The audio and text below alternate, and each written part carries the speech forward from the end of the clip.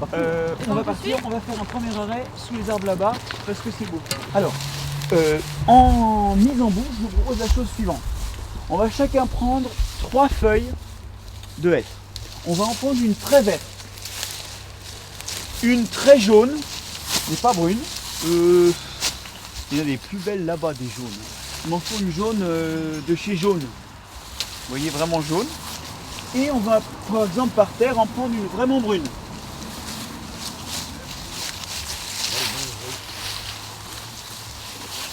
La question là que je vais poser a l'air de rien avoir avec les mycorhizes. Vous allez voir, c'est une histoire un peu compliquée. On va la résoudre en 2 temps.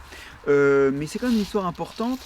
On discutera après de savoir à quel point ça intéresse les sols agricoles. Mais en tout cas, bon, j'ai ici un changement de couleur qui s'opère donc en automne, où les feuilles deviennent, qui étaient d'abord vertes, deviennent jaunes, puis brunes. Et la question qu'on peut se poser, c'est pourquoi les feuilles sont brunes, sachant qu'avant elles sont jaunes et qu'avant elles sont vertes. Voilà les indices. Verte, c'est la chlorophylle qui domine. Ça c'est sûr. Pourquoi est-ce qu'elles deviennent jaunes à un moment? Elles perdent la chlorophylle. Alors elles perdent la chlorophylle et à ce moment-là, elles sont censées révéler les carotènes qu'il y a dessous. Bon alors effectivement là, on se dit bah oui c'est du démasquage, je retire la chlorophylle, c'est du démasquage. Sauf que c'est beaucoup plus jaune que si je retire la chlorophylle ici, et 2, des fois, je cherche désespérément une espèce qui veuille bien me rendre service, mais j'en vois pas. Des fois, c'est rouge. Ah oui, genre Ouais. érable quoi. Bah, genre érable, oui. Et quand c'est rouge, ben, si vous imaginez rouge et vert, le mélange, ça fait comme les érables pourpres, ça fait noirâtre. Or, la feuille n'était pas noirâtre. En fait, il y a là des composés qui s'accumulent. Pourquoi? Lesquels? Mystère. Il y a effectivement un reste de carotène en plus, mais c'est pas tout. Et puis vous allez voir, on va goûter et là, ça va être encore pire. Pourquoi ça devient brun après? L'arbre qui met les déchets. Il y a des champignons qui se développent dedans. Mais déjà chimiquement, c'est pas bien clair. Non, non, pas encore, parce que vous avez remarqué, elles deviennent brunes sur l'arbre encore. Hein. Alors, je vous propose qu'on fasse une dégustation maintenant. Et on va pas déguster dans l'ordre chronologique, mais dans l'ordre de goût croissant. On va commencer par le brun. Coup de terre même. Ça goûte bois. Pas grand chose. Limite feuille de thé, mais alors vraiment, c'est pas étonnant, regarde, les feuilles de thé, c'est des feuilles brunes. Hein. Bon. Maintenant, le vert.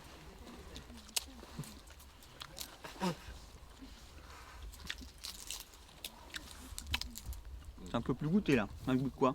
Salade. Ouais, ça goûte chlorophylle, tout un tas de trucs qu'on trouve dans les tissus verts. Il y a de l'amertume aussi. Ah, il y a un tout petit peu d'amertume, et puis après, la bouche est un peu râpeuse. Ouais. Ça, c'est un signe de quoi? Le tanin. Les tanins. Vous m'excusez, On va je continuer vous à l'avais goûter. laissé entendre. On va continuer à brouter nos feuilles. Alors, goûtez la jaune pendant ce temps-là. Complète dégustation.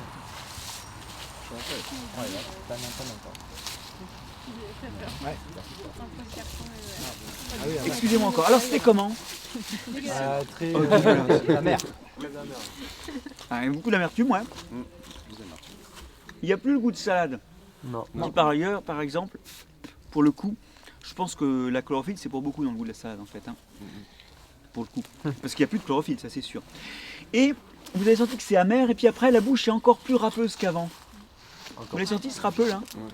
Alors, c'est marrant parce que il y a clairement quelque chose qui s'est accumulé, qui explique la couleur plus jaune, voire rouge dans certains cas, qui est râpeuse. Bah, ça veut dire qu'il y a des tanins plus ou moins colorés.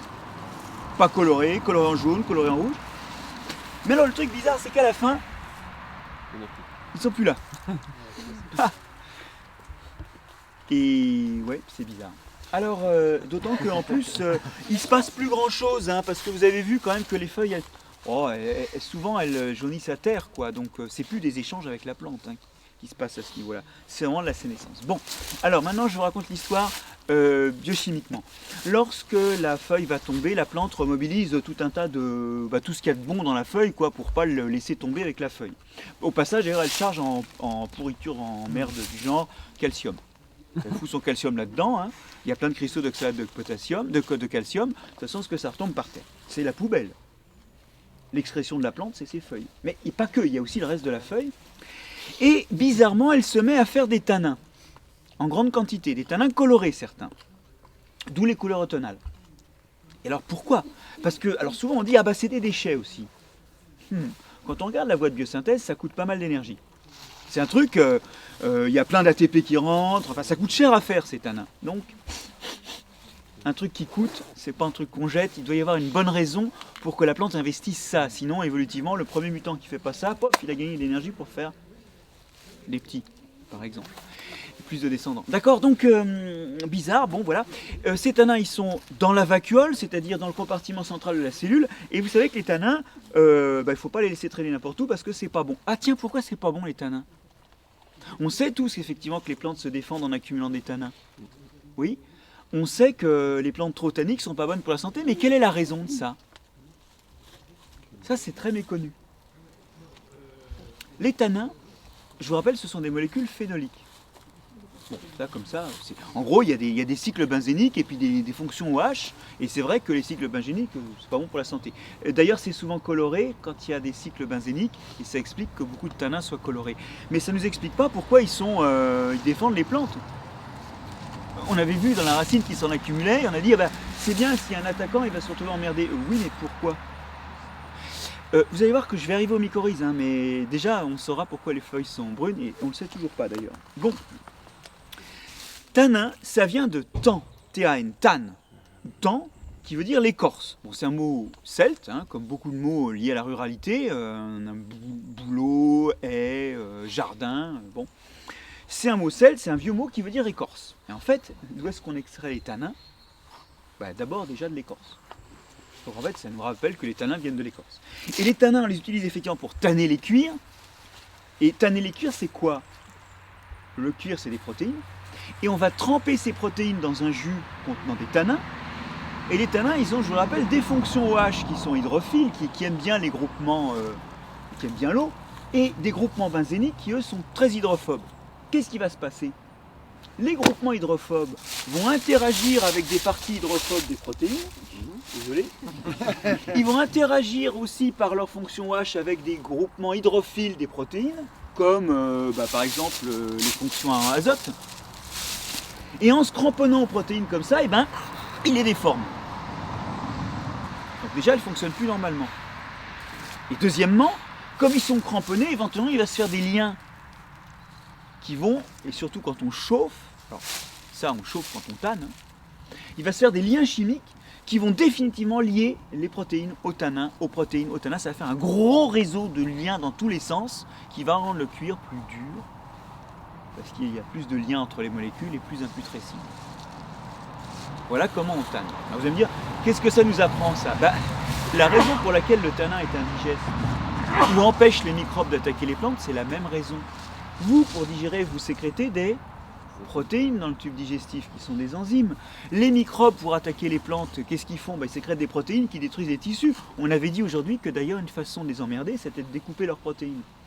Si vous balancez des tanins dessus, si quand ils ouvrent la cellule, il y a des tanins qui sortent, ces tanins, ils s'accrochent aux protéines et quand vous avez mangé un truc, vous l'avez mis dans votre tube digestif, ça vous coupe la digestion. Trop de tanins, ça coupe la digestion. Alors ça ne nous arrive jamais parce que nous on détecte les tanins comme étant amers. Et ça c'est sans doute sélectionné dans l'évolution de percevoir les tanins pour éviter d'en bouffer trop. D'ailleurs, par parenthèse, les tanins ils sont amers, quand on en prend trop, qu'est-ce qui se passe? Vous savez, quand on mange un truc trop amer, on tire au cœur. Et si on en mange encore plus, cette inversion de la motilité qui normalement pousse les aliments du haut vers le bas, elle les pousse du bas vers le haut. Si on mange trop de tanins, on vomit. C'est un arc réflexe, et ça ne se contrôle pas, ça. C'est inscrit dans notre biologie. Bref, nous, on évite les tanins, c'est pour ça qu'on les trouve amers.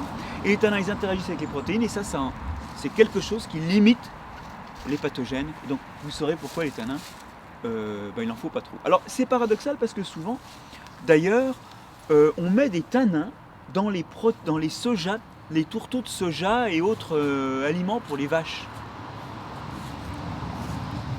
C'est paradoxal ça, On donne des tourteaux riches en protéines aux vaches et on met des tanins dedans.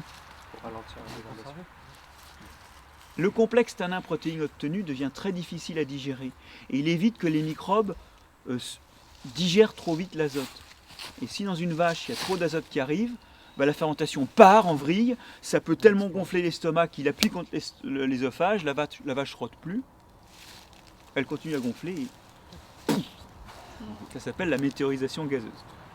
Donc on les utilise effectivement pour stopper la digestion des protéines en les complexant en protéines, ce qui fait une espèce de blurb vachement dur à découper. Bien, alors, revenons à nos moutons. On sait pourquoi les tanins donc, sont bons contre les microbes et contre les bactéries, contre les herbivores, d'accord. Pourquoi ils sont râpeux dans la bouche, les tanins? Ils dénaturent des protéines, oui, ils s'accrochent à des protéines, lesquelles? Non. Non, parce que dans la bouche, il n'y en a pas beaucoup. Alors, ils doivent s'accrocher à l'amylase salivaire ou à tout un tas de protéines digestives qu'il y a déjà dans la bouche. C'est vrai, mais ça donne pas du râpeux, non. Si votre bouche vous paraît si douce, c'est qu'il y a des protéines lubrifiantes. Et comme il s'accroche à ces protéines et qu'il les déforme, elle ne lubrifie plus. Et vous sentez enfin votre bouche. La vraie vérité sur votre bouche, désolé, c'est qu'elle est râpeuse. Ok, cette impression de râpeux, c'est toujours la même histoire que les tanins s'intéressent aux protéines. Alors maintenant, c'était important de dire ça parce que, pour l'instant, tant que la feuille a cette couleur-là, eh bien, tant qu'elle est jaune, les tanins, ils sont dans la vacuole. Et donc, ils ne vont pas foutre le bordel avec les protéines qui sont dans le cytosol. Sauf que quand la feuille va brunir, qu'est-ce qui se passe? Votre cellule vieillit encore plus. Et la vacuole, le compartiment qui stocke les tanins pour éviter qu'ils interfèrent avec le reste de la cellule, commence à se déstructurer. Les tanins commencent à agresser toutes les protéines, à se fixer dessus. Vous voyez, dans tous les sens. Et dès qu'il y a un peu de lumière qui arrive, ça photoactive des choses, il y a des réactions qui se passent. Dès qu'il y a un petit redout, un petit peu de chaud, que la lumière du soleil arrive sur la feuille, vous avez encore, comme dans le tannage des cuirs, plein de liens qui se font. Vous obtenez un espèce de blurb, vraiment chimiquement, hein, un espèce de mélange de tanins et de protéines avec des liaisons dans tous les sens, où est piégé tout le reste de phosphate et d'azote de la cellule. Et ça tombe par terre. Alors quand ça tombe par terre, la première chose c'est qu'il pourra pleuvoir dessus. C'est un tellement gros machin que ce ne sera pas lessivé. C'est génial parce que ça fait que l'azote et le phosphate qui tombent par terre ne va pas être entraîné. En hiver, il n'y a personne pour le récupérer, il fait froid. Ni microbes, ni racines. Bon. Mais alors pourquoi ça change de couleur? Parce que votre tanin au début il a une certaine couleur. Vos tanins ils ont une certaine couleur, mais ils finissent par s'accrocher à n'importe quoi. Donc ils changent de couleur en fonction de ce qu'ils accrochent. Et à force d'accrocher tout, ça devient noirâtre. Vous y êtes? Vous perdez la couleur, la belle couleur jaune ou rouge, vous la diluez dans... Ça absorbe toutes les longueurs d'onde, donc ça devient noir. Donc voilà pourquoi les feuilles deviennent brunes. Donc on a compris que c'est les tanins qui s'accumulent en automne. On n'a toujours pas compris pourquoi elle foutait des tanins dans les feuilles. Une partie, c'est pour fixer pour pas avoir de déperdition de Alors on se dit, tiens, c'est une bonne idée parce que au moins comme ça, quand elles vont se réveiller l'année prochaine, il y aura encore l'azote et du phosphate. Ah bah oui, mais il sera dans cet état-là, donc. Parce que ça va nourrir du monde. Parce qu'il y en a qui vont attaquer ça. Et oui, et toute la question c'est qui va attaquer. Et on va voir que oui et non, mais oui un peu. Bon. Clairement, il faut trouver un rôle à ces tanins. Ce que l'on voit, c'est que ce qu'ils deviennent, c'est un gros complexe tanin-protéine, qui est pas soluble et difficile à digérer. La preuve, c'est que quand on donne ça à des vaches, l'azote va être libéré lentement. Et la preuve aussi, c'est que quand nous on fait un complexe tanin-protéine en mettant du thé et du lait ensemble, c'est plus dur à digérer que du lait tout seul.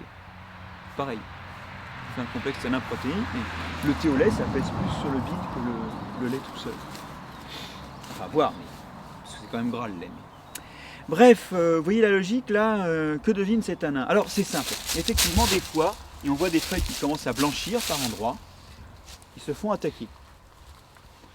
Et les feuilles qui blanchissent, alors si on creuse un peu, si on remue un peu le sol, ici c'est très fréquenté, et vous devez arriver à trouver un petit peu de feuilles blanchies. Ah bah regardez, là, c'est très beau. Il a essayé, mais...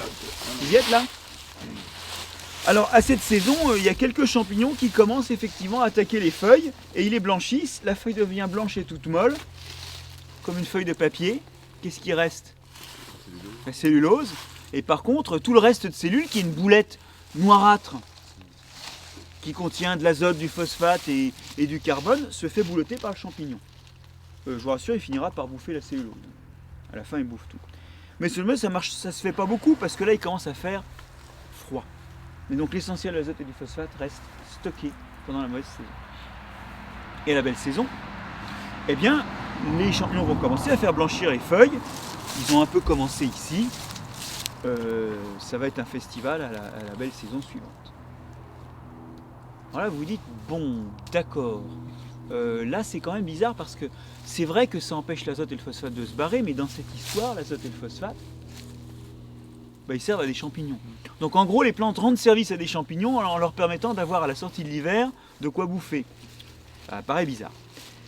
Bien, alors c'est maintenant qu'on s'arrête sur cet aspect-là et on va aller chercher les mycorhizes et vous allez voir que tout à l'heure le monde va s'éclairer. Alors ça vous échappe pas là, ce qui est tout abruti là où il y a quelques feuilles encore et que j'ai déterré, c'est de la myrtille, absolument. Alors vous savez que les myrtilles des bois ne se reproduisent pas en faisant des fruits, dommage. Elles se reproduisent en faisant des rhizomes. Elles se propagent de façon asexuée. Il n'y a sans doute qu'un seul individu là. Ça se propage en se ramifiant. C'est une reproduction asexuée alors que quand c'est en plein air, bon, à la lumière, ça se propage par des baies parce qu'il y a des oiseaux qui passent. Et vous voyez, vous avez dessus des toutes petites racines fines et blanches. Vous les voyez, ces racines fines et blanches? Eh bien, ces racines blanches, c'est celles que je vous montrais tout à l'heure, qui ont des très grosses cellules en surface et qui abritent des petites pelotes de champignons. C'est une mycorhize d'éricacée, donc de myrtille dans ce cas. Voilà mes premières mycorhizes. Et alors là, vous voyez que dans le genre, le sol, il est riche en matière organique quand même. Là, par rapport à un sol agricole, quand même, il y a de la matière organique. C'est ce qu'on disait, c'est des mycorhizes avec des champignons qui vont vraiment chercher l'azote et le phosphate organique. Mais continuons, on va rentrer dans le...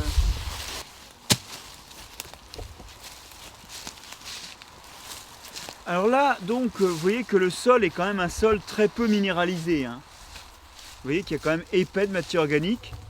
C'est de la pure matière organique, ça. Pas trop décomposé. Donc là, je suis sous conifères, c'est des Douglas, ça. Ça ressemble. Et alors, là-dedans, j'ai quand même des racines, regardez. Regardez ça. Vous avez vu cette racine là qui est toute ramifiée? Tendez-moi la main.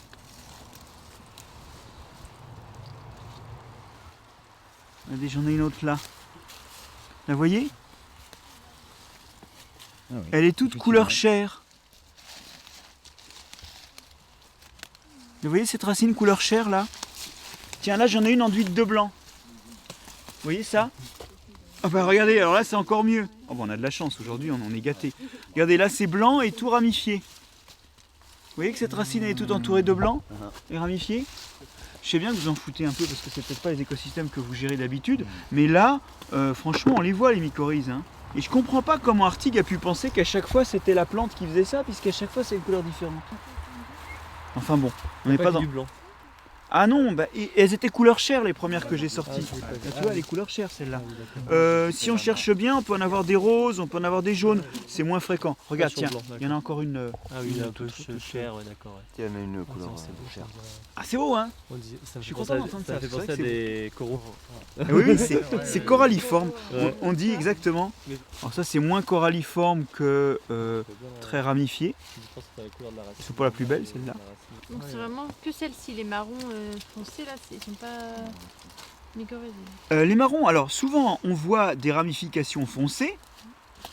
Ça c'est soit des vieilles mycorhizes toutes ratatinées, crevées quoi. Soit c'est l'axe de la racine lui-même qui porte latéralement les mycorhizes mais qui n'est pas lui-même mycorhizé. Alors maintenant, autant sur une plante, oui on va faire une mode. Autant, je sais pas vous dire sur une plante, j'étais pas bien sûr, autant je peux vous donner les chiffres sur les arbres. Là, on est entre 100 et 500 espèces Sur chaque arbre. par arbre. On a moins de goût que tout à l'heure. Ah. Entre combien 100 et Et 500. 500 espèces par arbre. Donc oui, les gens disent ah bah il n'y a pas beaucoup de variétés ici. Bon, le mycologue se poile un peu parce que c'est la foire d'empoigne en À dessous. hein. chaque fois, de notre taille. Alors non, ce champignon, il fait du mycélium autour, évidemment, parce que sinon, il ne va pas chercher de la bouffe. Et éventuellement, alors quelle est la taille d'un individu? Vous avez vu les tailles des individus tout à l'heure. Je vous montrais ma carte de champignons que j'avais ramassée en regardant qui était génétiquement identique. Et vous avez vu, bon, il y avait celui qui était partout parce qu'il avait été inoculé, bon, oublions-le. Les autres, ils faisaient des taches de 10-20 cm de diamètre. On connaît des espèces où les taches atteignent... les individus génétiques atteignent 30-40 mètres de diamètre. D'autres où chaque fois qu'on prend une mycorhize différente, c'est un individu différent, donc ça doit être des hyper locaux. Et ben c'est comme les plantes, il y en a des toutes petites et des plus grandes. C'est pareil en dessous. Chacun sa niche. Chacun sa niche, chacun sa taille. Les racines Donc là, il y a avec les plusieurs comme linéaires de mycorhizes. Alors vas-y, calcule. Demain, j'ai déjà préparé un diapo, mais pour un volume comme ça, on peut estimer, pas des mycorhizes, des champignons en général, à peu près en 10 km pour 10 cm cubes. Donc là, oui. Mais tout champignon confondu. Donc si on considère qu'il y a un dixième seulement sont des mycorhizes, à peu près 1 km. Alors en forêt, c'est plus souvent. C'est Oui. plutôt Ah une oui, moitié, pour les ectomycorhiziens, c'est disons une moitié du mycélium qu'on trouve. Pour les endomycorhiziens, on est sur, je sais pas si 10% c'est pas un petit peu lèche quand même. Hein Oui, la référence que j'ai, c'est plutôt pour du sol, des champs ou des prairies.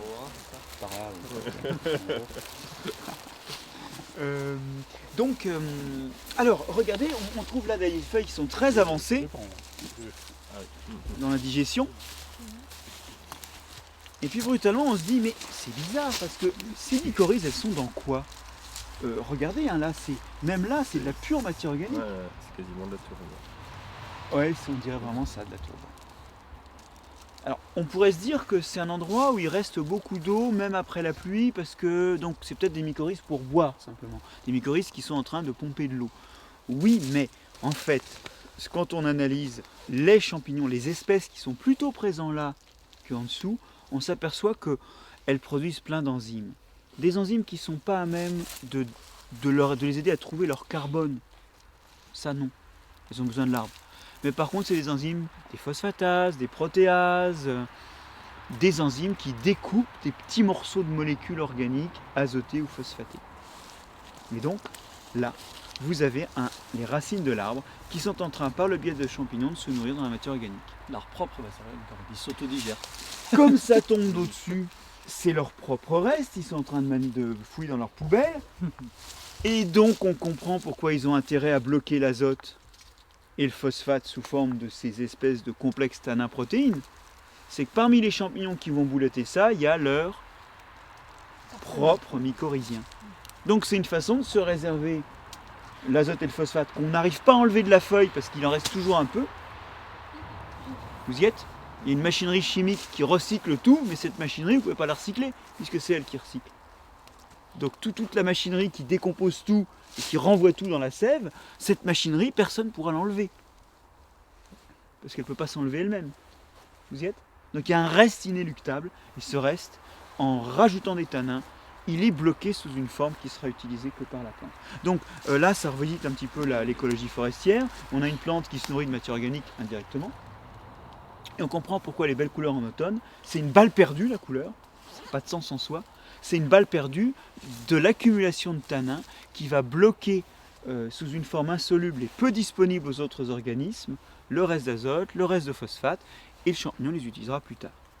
Mais ça, il y a aussi les déchets dont ils voulaient se débarrasser, genre le calcium. Comment il fait pour pas se auto-empoisonner Ça, c'est dur d'expédier les feuilles ailleurs, là où elles tombent. Et donc ça retombe, mais souvent en fait, je vous ai dit pour le calcium, il est sous forme de cristaux d'oxalate de calcium. La même stratégie que celle du champignon d'ailleurs, mais dans la feuille. ça fait un cristal qui est un peu inerte, et ce cristal, il va rester inerte dans le sol. D'accord. Mais c'est inévitable, là la plante, elle se chie sur les racines, c'est clair. Je veux dire, si effectivement elle jette des choses dans ses feuilles, ça retombe sur le sol. Le vent en emporte un peu, mais... Bah, il faut pas trop parce que justement il y a l'azote et le phosphate.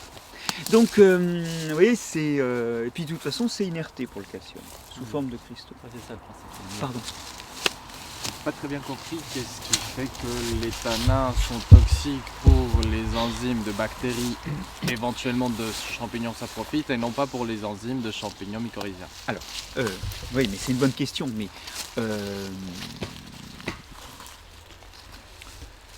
quand tu sais les prunelles par exemple, quand tu mords dedans, c'est l'horreur totale. Sauf après les premières gelées. Pourquoi ?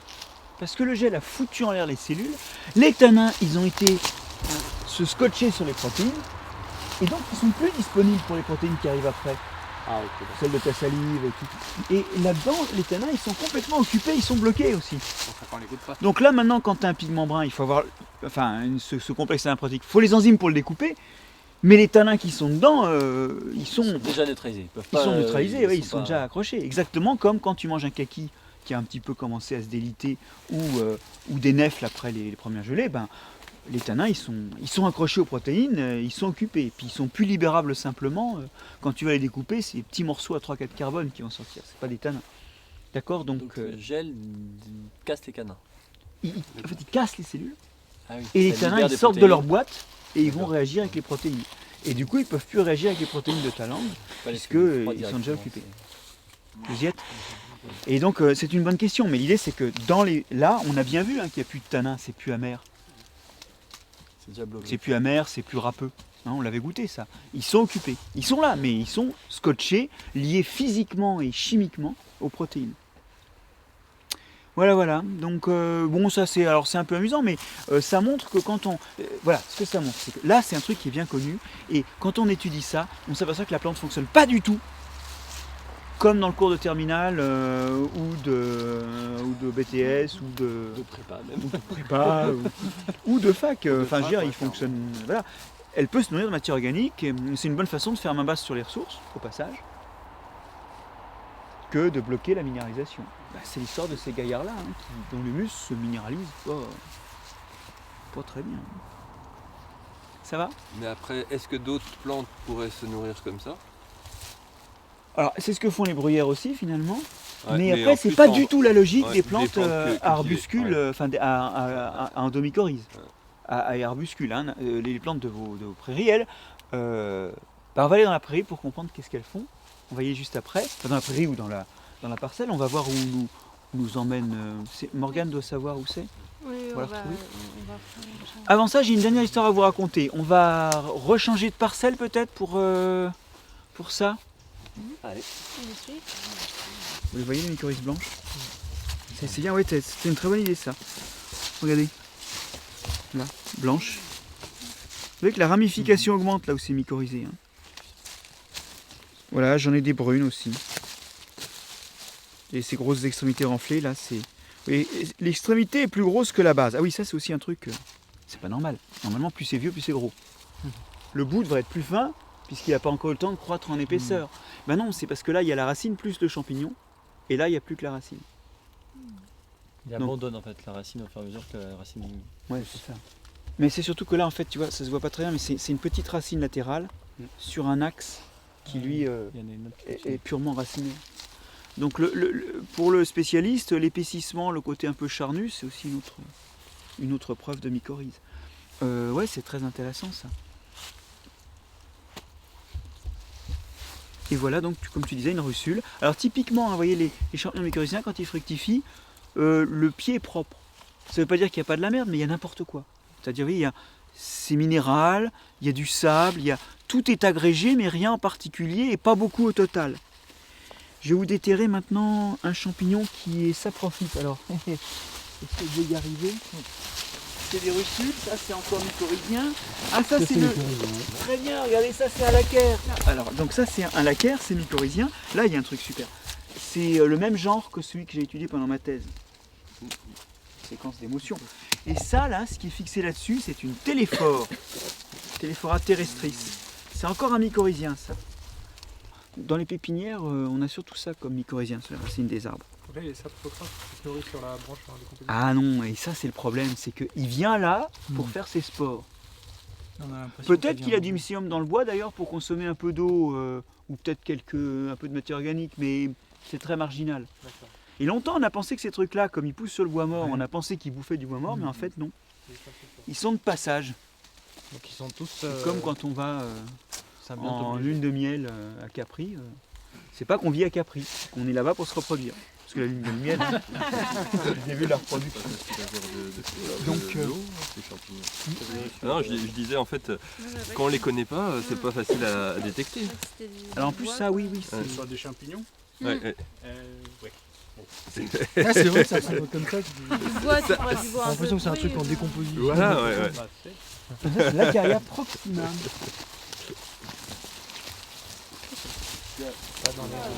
Là j'ai encore Il y a un cortinaire. champignon ici qu'on n'a pas vu. Oui, mais ça c'est un petit volet, non Le cortinaire à odeur de Encore un autre là. Ça, tu peux le géranium. Faites tourner, vous verrez. Mais tout ça c'est mycorhizien. Hein. Ah oui, Ça vous montre quand même. Donc là, Girolantube, il y en a encore là. J'aimerais trouver un saprophyte. Et vous voyez que j'ai du mal. Hein.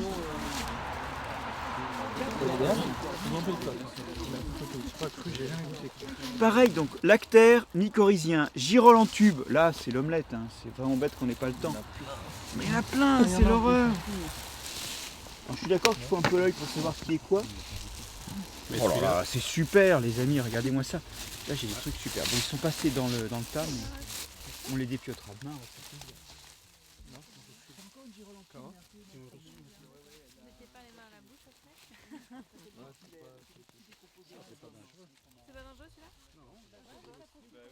Ah bah oui, mais ils sont sur bois mort. Alors, bah oui, c'est pas mal, mais ils sont sur bois mort. Ah oui, Donc d'accord. ce que vous voyez, c'est que c'est dur de les arracher du bois, mais ça nous aide pas beaucoup. On peut rajouter ça dans un sac existant. Vous allez trouver un saprophyte de litière, un décomposeur de litière. Ah, comme ça, peut-être que ça va faire l'affaire. Ouais, regardez, le décomposeur de litière, il vient avec sa bouffe.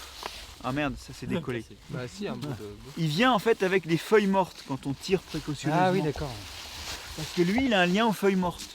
Alors que Ouais. les autres, Oui, ils ont un lien à un mycélium, qui a un lien à l'arbre, éventuellement aussi aux feuilles mortes, mais ils n'ont pas un lien très direct. Regardez, j'en ai une rouge. Ah, bah je suis content. La mycorhize rouge, alors ça c'est le clou de la journée. Tu vois au bout de mes doigts où les ongles sont tout noirs maintenant. Tu le vois là? Mycorhize en corail. C'est pas beau ça, hein? Regardez, il y en a. Tout ça c'est pris dans un amas de pas rouge et puis il y a de la rouge. Qui a pas vu la rouge? Faites tourner, ça c'est trop beau. Vous voyez, j'arrive pas à vous trouver un décomposeur de litière. Bon, faut dire que c'est un peu tard pour eux parce qu'ils sont plutôt en surface et donc quand il commence à faire froid, c'est les premiers à cailler quoi. Les mycorhiziens sont souvent un peu plus profonds, plus ou moins, et donc ils caillent moins vite. Par contre, en automne, quand il commence à pleuvoir, c'est les saprophytes qui sortent en premier parce que c'est les premiers réhumectés. Bon ben les amis, je suis désolé pour les saprophytes, mais en même temps on s'en fout parce qu'on est venu voir des mycorhizes. Passons dans les champs.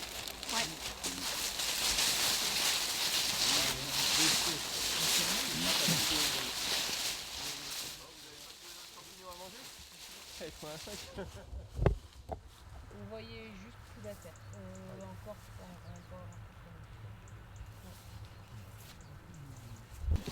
Donc là, on voit très bien. Là, je vous sors quelque chose d'autre. C'est une légumineuse. Hein. Alors vous comprenez que c'est endomycorhizé. Hein. Mais on a, regardez, ces petites digitations comme celles que j'ai au bout du doigt là, qui montent vers le haut, qui sont un peu rouges. Alors faites tourner. Regardez, j'en ai des superbes là. Mais ça, je pense que c'est pas vraiment nouveau pour personne. Vous voyez, elles sont rouges au bout. Il y a comme des espèces de petites digitations rouges. C'est les nodosités. Un peu verte celle-là. Mais rouge, je les vois pas rouges. Alors rouge, rose. Après, bon, elles sont pas toutes très rosées, mais il y en a qui sont un peu rosées. Ah, c'est vrai que c'est un léger rosé. La base est rose et le bout est blanc. Alors maintenant, ce qu'on va faire, c'est qu'on en prendra pour regarder demain. Vous voyez, c'est très très rose. Et en fait, Alors, j'en parle 2 secondes. Bon, déjà, ça n'empêche pas ces plantes d'être mycorhizées, parce qu'une fois qu'elles ont l'azote par le biais des nodosités, il leur faut toujours du potassium, de l'eau, du phosphate. Donc elles sont mycorhizées aussi, et vous avez vu, on a parlé d'une expérience de mycorhisation sur le trèfle, à concentration croissante de phosphate. Alors, bon, le rose, vous connaissez peut-être l'histoire, hein, le truc, et ça c'est très intéressant parce que ça montre quelque chose qu'on n'a pas trop vu ce matin, c'est que des fois dans les associations, il y a plus que les propriétés des partenaires. Les petites bactéries qui sont dans les rhizobiums, elles ne peuvent pas fixer l'azote atmosphérique dans le sol. Pourquoi? Il y a de l'air, il y a de Parce qu'il l'oxygène. y a de l'oxygène. Elles ne supportent pas l'oxygène. Enfin, non, le rhizobium, il supporte l'oxygène. Mais l'enzyme qui transforme l'azote de l'air en ammonium, et puis après ça fait des acides aminés, elle ne supporte pas. Mais il faut qu'il y ait beaucoup d'oxygène. Pourquoi? Parce que le rhizobium, il est comme vous et moi, il respire. Ah bah oui, elles sont belles là. Vous avez vu tous ces points blancs là? Ah oui, mais c'est la partie terminale qui est blanche. C'est les cellules en division. Vers l'intérieur, en dessous, c'est plus rosé, et là on voit très bien que c'est rosé. Alors, donc déjà, le rhizobium, il a besoin d'oxygène pour respirer, et donc quand il respire, il fait de l'énergie. Il pourrait bien utiliser cette énergie pour fixer l'azote atmosphérique, mais il ne peut pas, parce que l'enzyme qui fixe l'azote atmosphérique ne supporte pas l'oxygène. Quand il est dans la cellule, il trempe dans, c'est un bain sanglant, il trempe dans de l'hémoglobine de plante, mais c'est de l'hémoglobine quand même, d'accord? Et cette hémoglobine fait que quand l'oxygène arrive, l'hémoglobine, vous savez, ça fixe l'oxygène. Donc il y a l'oxygène qui arrive, qui diffuse dans la cellule, et il est piégé par l'hémoglobine. Donc il est piégé autour de la petite bactérie. Donc il ne rentre pas dedans. Donc l'enzyme qui est dedans, elle croit qu'il n'y a pas d'oxygène. Donc elle peut fonctionner. Mais comme il y a de l'oxygène contre la membrane de la bactérie, et que c'est au niveau de sa membrane qu'elle respire, alors l'oxygène peut servir pour... Bon, c'est un accepteur d'électrons dans la respiration, hein, il peut servir pour la respiration. Donc en fait, dans la racine, enfin dans la nodosité, il se crée un micro-environnement qui fait que l'oxygène arrive là où il faut pour que ça respire, mais il ne baffe pas à l'intérieur, il ne diffuse pas à l'intérieur. Et donc le rhizobium peut à la fois respirer assez, grâce à ce que lui donne la plante par ailleurs comme sucre, et sans qu'il y ait de l'oxygène à l'intérieur, et donc il fixe l'azote. La fixation de l'azote, l'engrais vert, c'est une propriété que n'a pas le rhizobium, et qu'il acquiert quand il rentre dans la plante, grâce à l'environnement créé par la plante. Dites-vous que la fixation de l'azote, c'est une propriété que n'ont aucun des deux partenaires séparément. Ils la mettent en place ensemble. C'est encore plus joli hein, que tout ce qu'on avait vu sur les mycorhizes. Oui, bon, il y a des déformations, il y a des modifications, mais quand même. Alors, la dernière chose sur ces nodosités, c'est que le bout, il est blanc, c'est les cellules en division, qui ne sont pas encore fonctionnelles. On reverra ça. Et puis souvent, les bactéries sont très grosses. Et c'est pour ça que j'ai voulu qu'on prenne une veste. On regardera ça ensemble. On verra ces grosses bactéries. Vous savez pourquoi elles sont grosses? La plante sécrète des petits peptides qui rentrent dans la bactérie et qui se cramponnent aux protéines qui normalement forment l'anneau de division qui permet à la bactérie de se couper en deux. Mais quand elles ont sur le dos les petits peptides sécrétés qui viennent se fixer dessus, et ben ça ne s'empile pas en anneau, elle ne divise pas la cellule. Du coup, la cellule grandit sans se diviser. Donc demain, vous verrez, si on fait un frottis, l'effet de petits peptides sécrétés par la plante, qui modifie, et là on sait comment, le microbe. La voie contraire de celle qu'on détaillait ce matin. Puisque chez les champignons, je vous rappelle, dans les mycorhizes, la plante sécrète des trucs dans les champignons, et qu'est-ce que ça fait pour l'instant, on ne sait pas. Est-ce que ça existe des bactéries capables de fixer l'azote sans symbiose? Oui, alors absolument. Je vais vous en montrer tout de suite. On est par là. Il y en a justement. Je suis sûr que ça, vous l'avez vu. Vous voyez ces taches noires? C'est une des rares bactéries qui a un nom en français. Vous voyez, ça fait des espèces de petits machins gélatineux. Ça s'appelle les crachats de lune. Ce machin, quand il fait trop sec, il sèche. Et voilà. Il est tout sec et racorni, on ne le voit pas. Enfin, il ne le voit pas. Ça fait comme une petite rognure. Puis dès qu'il y a de l'humidité, comme en ce moment, il regonfle et il reprend sa vie. Du coup, quand le matin il y a de la rosée, on voit brutalement comme des espèces de gel, comme si la lune avait craché pendant la nuit. D'où le nom de crachat de lune. Ça s'appelle des nostocs. Je ne sais pas si ça fait tilt, c'est les cyanobactéries. Par parenthèse, c'est les plus proches parents évolutifs des chloroplastes qu'il y a dans les cellules des feuilles de plantes, qui sont aussi des cyanobactéries en fait, mais qui vivent dans les cellules depuis longtemps. Hein, donc, on n'en réalise plus. Ok, et ce qui fait la photosynthèse dans les feuilles, c'est une cyanobactérie qui vit et qui est transmise de génération en génération et qu'on appelle le chloroplaste. D'accord? Mais il y a des chloroplastes libres, c'est les cyanobactéries, il y en a plein, je pourrais vous en montrer d'autres, hein, mais il y a notamment celles-là. Et alors les cyanobactéries libres, non seulement elles font la photosynthèse, et d'ailleurs elles sont vertes, hein, mais il y en a qui sont capables de fixer l'azote. Comment font-elles? Je vois qu'il y a quelqu'un qui a du papier. Je peux te piquer ton papier? Ça t'ennuie pas? Comme ça ou un bout? Ouais, non, mais je vais faire un dessin. En fait, c'est très simple. Hein. Et ben, on va les garder, on les regardera au microscope. Ah ouais, c'est génial ça. Si vous avez envie, hein, c'est pas très. Vous verrez que dans le gel, il y a des chaînettes de filaments.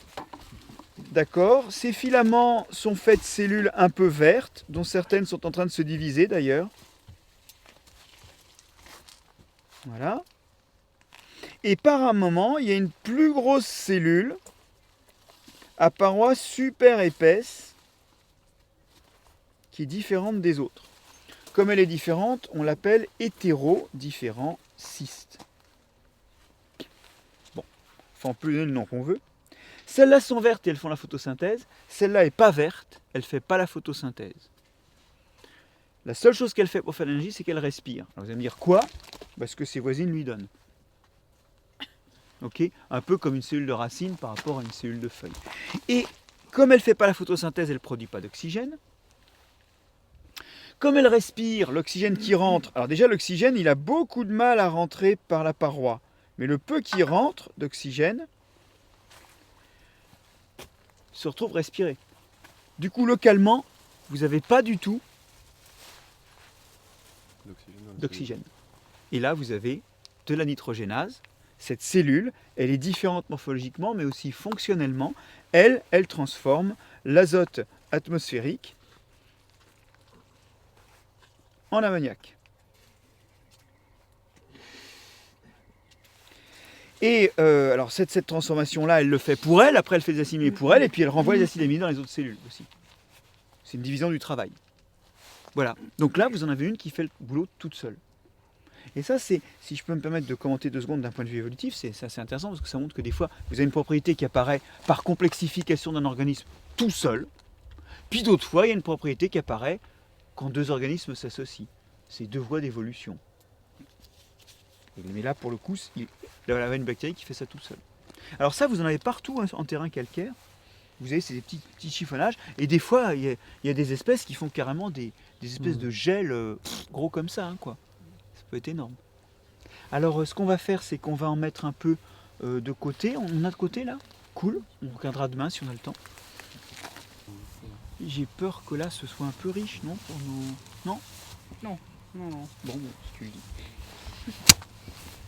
Allez. On va faire un cube de sol pour l'observer un peu.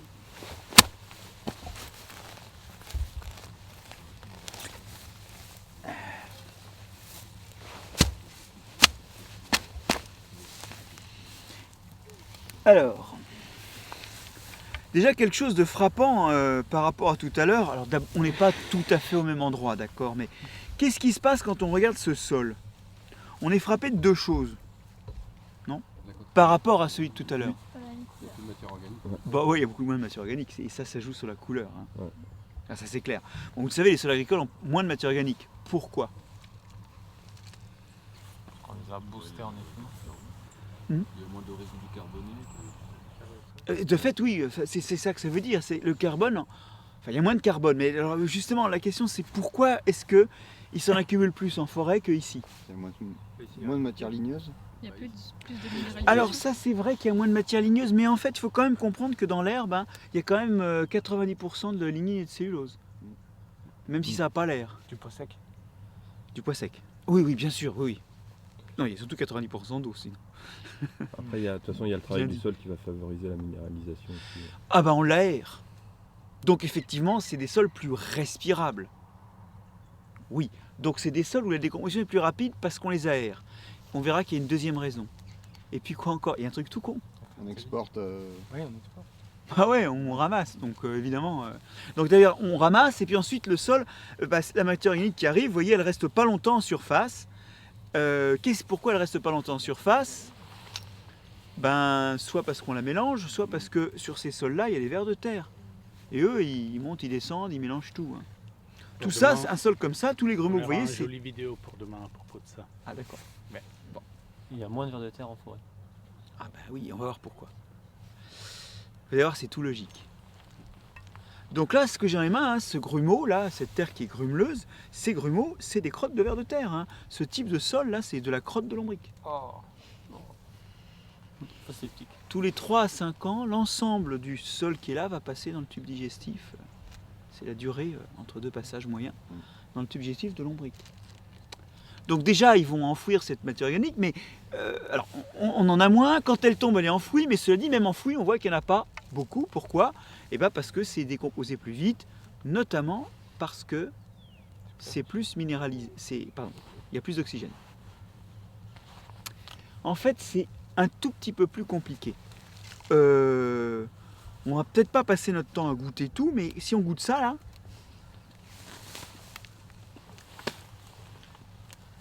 je suis en train de goûter l'herbe. Hein. C'est un vrai gras d'ailleurs. On peut se servir. Est-ce que c'est râpeux dans la bouche après? Pas trop. Pas trop de tanin. En fait, ici, vous êtes sur des plantes qui ont une logique dans vos agrosystèmes qui est complètement différente. C'est des plantes qui ne contiennent pas de tanin.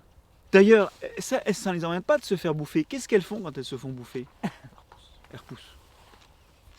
C'est l'autre stratégie. Donc vous avez les plantes qui évitent de se faire bouffer et les plantes qui repoussent. Du coup, ça vous fait un humus riche en tanin, et on a vu ce que ça faisait, qui bloque l'azote et le phosphate sous une forme utilisable que par des champignons, comme les champignons mycorhiziens. Ici, qu'est-ce qui se passe? Quand ça tombe par terre, il n'y a pas de saleté dedans. Et puis vous allez voir, c'est riche en azote et en phosphate, ça. D'ailleurs, c'est pour ça qu'on fout les vaches à brouter ça plutôt que la forêt. Hein. Bah oui. Comme c'est riche en azote et en phosphate, qu'est-ce qu'ils font les microbes quand ils voient ça arriver? Il n'y a pas de tanin, donc cet azote et ce phosphate n'est pas bloqué. Ils se développent tout de suite. C'est tout de suite la fête. Et ils minéralisent tout de suite. Vous y êtes? Du coup, 1, ça produit du microbe. 2, ça fout en l'air la matière organique. 3, ça relâche l'azote et le phosphate. Comme il y a plein de bactéries qui prolifèrent, c'est les bactéries qui font ça. Elles prennent la main, là, elles se développent à toute vitesse. Ça peut nourrir des... oui, c'est vrai, mais la réponse était plus simple. Mais ouais, les vers de terre, ça digère des bactéries. C'est ça que ça digère dans la terre. Ça avale la terre et ça digère les bactéries. Même s'il y a des livres qui disent que... Il y a des livres qui disent qu'il y a plus de bactéries à la sortie du ver de terre qu'à l'entrée dans les crottes, qu'il y a plus de bactéries dans les crottes qu'à l'entrée. C'est pas vrai. Hein. En fait, ils digèrent les bactéries. Pourquoi il y a des vers de terre ici? Parce qu'il y a des bactéries qui s'en produisent beaucoup, puisque la matière organique qui tombe est vite décomposée, ça fait plein de bactéries, ça fait du ver de terre. Pourquoi il n'y a pas de vers de terre en forêt? Parce que la matière organique qui tombe par terre ne peut pas se décomposer bien vite. Il y a donc une production très lente de matière organique de champignons. Vous y êtes? Et donc en forêt, en plus, vous n'aviez pas de brassage. Ah oui, vous avez vu? Les horizons n'étaient pas mélangés. Là, tout est mélangé. Tout est organo-humique. Hein. Ça va? Donc vous avez la logique ici où, comme la matière organique qui tombe est pauvre en tanins, riche en nutriments, peut-être je voudrais vous passer une planche récapitulative de ça. Elle se minéralise vite. Du coup, c'est la foire aux bactéries qui prolifèrent. Ça permet même de nourrir des lombrics. Et ça entraîne en plus un brassage. Du coup, il n'y a pas beaucoup de matière organique parce que le peu qui arrive par terre se minéralise vite. Et en plus, ça relâche de l'azote et du phosphate. La plante qui pousse ici, elle peut être exigeante en azote et en phosphate. Et elle peut se contenter d'endomycorhizes, voire même, si en plus j'ai fumé, elle peut se développer toute seule. Vous y êtes? Et du coup, pourquoi elle contient beaucoup d'azote et de phosphate? Parce qu'il y en a plein. Vous y êtes? Alors qu'en forêt, il était tout bloqué, c'était la guerre pour l'avoir. Donc ici, vous avez une logique où vous faites des plantes qui se laissent manger, elles repoussent. De toute façon, on peut repousser, il y a plein de ressources. Elles n'accumulent pas beaucoup de tanins, elles sont vite décomposées par des bactéries, ça nous fait des lombrics et du brassage. Et comme il y a de la décomposition, ça recycle de l'azote et du phosphate, et de nouveau, on peut avoir une plante exigeante. Vous voyez la logique? Et du coup, c'est plutôt des sols avec une dominante bactérienne que fongique. Et les bois, c'est... En forêt, c'est la guerre pour avoir la bouffe, donc vous mettez du tanin partout pour être sûr de ne pas trop être bouffé. Et vous en mettez notamment encore plus au moment de faire tomber les feuilles pour bloquer bien la minéralisation. Parce qu'en bloquant la minéralisation, vous favorisez vos champignons et pas les autres. Du coup, ça va se minéraliser lentement. Comme il n'y a qu'une petite production d'un peu de champignons, parce que c'est dur à bouffer, ben, il n'y a pas de lombric, hein. Il y a tout au plus des tout petits amphitrhéides qui font à peine de brassage. Enfin, vous sentez, c'est une logique qui est sans brassage, sans recyclage, une logique oligotrophe, avec des tanins qui empêchent de se faire bouffer. Ici, on n'en a pas, et c'est pour ça qu'on met les vaches et les animaux à brouter plutôt ici qu'en forêt, hein. Sinon on ferait le contraire. Et pour le coup, il y a peu de matière organique dans les sols. Et nous, on a... Alors, il y a des sols hein, qui spontanément sont comme ça. Ce n'est pas des inventions de l'homme, ces sols-là. Vous prenez n'importe quel sol sur calcaire, un peu drainé, vous obtenez ça. Mais nous, ce qu'on a fait, c'est qu'on a accéléré cette logique en enrichissant encore, en exportant du carbone et en remuant le sol, ce qui amène en plus l'oxygène qui permet le développement des bactéries. Vous y êtes? Et donc on obtient des sols extrêmement pauvres en matière organique. Et donc c'est pour ça que vous entendez partout les gens qui vous disent qu'il faut remettre de la matière organique. Ben oui, parce que c'est des sols qui marchaient avec très peu de matière organique, maintenant ils en ont encore moins. Vous y êtes, puisqu'on rend la matière encore plus riche, donc plus vite décomposée, qu'en plus on oxygène. On a encouragé cette logique de fonctionnement. Mais au fait, pourquoi il faudrait remettre de la matière organique? C'est vrai ça, parce que si c'est juste pour changer la couleur du sol, il n'y a qu'à mettre de l'encre. Hein. Oui. Pour limiter les intrants. Oui. Notre semis fonctionne quand on apporte assez à la plante. Mais si on arrive à apporter assez de matière organique, on n'a plus besoin d'apporter. Alors, ce qui est vrai, c'est que cette matière organique qu'on apporte, elle va lentement se décomposer. Là, dans ces sols, ça se fait, et libérer de l'azote et du phosphate. Ça, c'est sûr. Pour la texture, après la structure et la... La structure qui va permettre, effectivement, avec un bon complexe argilo-humique, il n'y a pas de complexe argilo-humique sans humique. Donc ça va permettre d'avoir une structure favorable qui va maintenir les grumeaux et donc l'aération du sol, qui va maintenir l'adhésion entre les particules du sol et défavoriser l'érosion. Qui va retenir l'humidité. Qui va retenir l'humidité, parce que dans la matière organique, on en a parlé de ça, elle retient l'eau plus que tout. Et qui va aussi, le complexe argilo-humique, je vous rappelle, il retient aussi les cations. Plus encore que le complexe argileux. Tout seul. Donc ramener de la matière organique, hein, c'est bien sûr une forme d'intrant, mais c'est aussi améliorer la structure et améliorer la rétention des cations. Et donc c'est un enjeu majeur dans ces sols de remettre de la matière organique. Et alors la question, c'est finalement le labour dans tout ça, est-ce que c'est une si bonne idée? Ouais, on retourne. D'ailleurs, pourquoi est-ce qu'on laboure? Ça, c'est... Alors, pour désherber, ça c'est clair. Pour des limaces. Aider à la minéralisation. Oui, pour dévivre le sol, quoi. Pour bien tuer le sol. D'accord. Mais ça pourrait être une bonne idée, a priori. Ça aide à minéraliser, ça oxygène. Alors, on amène de l'oxygène, mais ça, je suis pas sûr qu'on en ait vraiment envie. C'est plutôt une balle perdue, je pense. Parce que je vois pas un intérêt direct. Au contraire, ça appauvrit encore en matière organique. On a dit que c'était plutôt bon pour les sols. Ça libère de l'azote. Enterrer une banque de Ça libère de graines. l'azote. C'est pour faire des... Enterrer la banque de graines, oui, mais alors elle ressort... Ouais, oui, tu lèves la date. Non, pour faire des lits de semences aussi, enfin pour pouvoir semer après des conditions. Oui, alors ça fait quand même, ça fait quand même plusieurs millions d'années que les plantes se sèment sans... Ça fait tourner Mais- l'industrie, la machinerie agricole. C'est même pour mettre une plante qu'on a envie à la place d'une autre. Ça désherbe. Ouais, ouais. Rapidement. Plutôt que si on fait plusieurs passages d'outils. Alors, moi, je ne suis pas un spécialiste de la permaculture et du semi-direct. Mais ce que je vois, je pense en fait que les mecs qui ont commencé à faire du labour, c'est comme pour l'industrie chimique, ils avaient une super bonne idée. D'accord? Et puis, aujourd'hui, on paye les pots cassés d'une super bonne idée. C'est après la. Parce que vous n'avez toujours pas trouvé pourquoi ils labourent, en fait. Pourquoi on a labouré au début? Pâturage et labourage sont les deux mamelles de la France. Pourquoi? Parce qu'on vient du croissant fertile.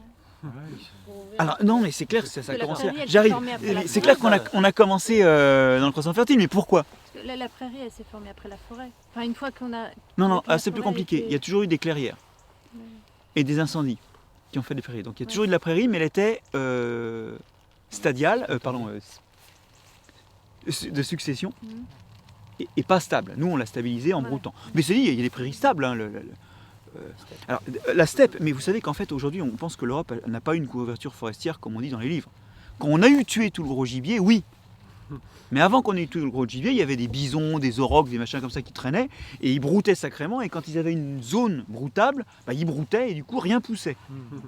Il n'y avait que de l'herbe. Donc il y a sans doute une mosaïque historiquement. Puis quand on a eu ça chasser tout le gros bétail, on est passé à la pure forêt et là les Gaulois sont arrivés. Ils ont commencé à faire des trous, ensuite des trous plus grands à l'époque médiévale et voilà. Mais c'est pas si évident hein, que. Donc voilà, c'était soit dans des stades de succession, soit entretenu par le broutage. Pardon, alors on sait toujours pas pourquoi on.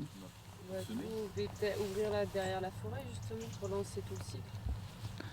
Alors, et c'est vrai que ça, au départ, quand tu laboures derrière une forêt, là tu massacres le système racinaire, tu tues tes souches, c'est vrai, mais après on laboure tous les ans. Alors, il faut bien voir que le labour avec le soc, vous savez, on renverse la motte. Vous avez vu ça, hein, le soc qui renverse la motte. Vous renversez les mottes. L'année suivante, vous les renversez un peu plus. Vous faites en fait remonter le fond vers la surface. Et vous faites à plus grande vitesse ce que font les vers de terre. Vous avez la pluie qui entraîne peu ou prou les colloïdes, les argiles. Surtout s'il n'y a pas assez de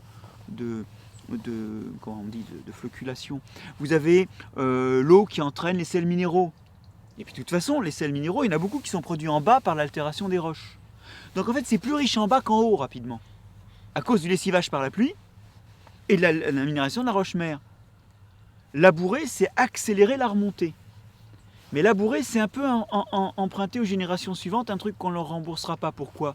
Parce qu'en labourant, vous bousillez votre stock de matière organique un peu plus, déjà que vous êtes en train d'exporter, et vous commencez à favoriser l'érosion, parce qu'il y a un moment où... voilà. Et puis vous commencez à vous éloigner aussi de la dynamique microbienne du sol, parce que vous stressez vos microbes. Tu reviendras là-dessus, je crois.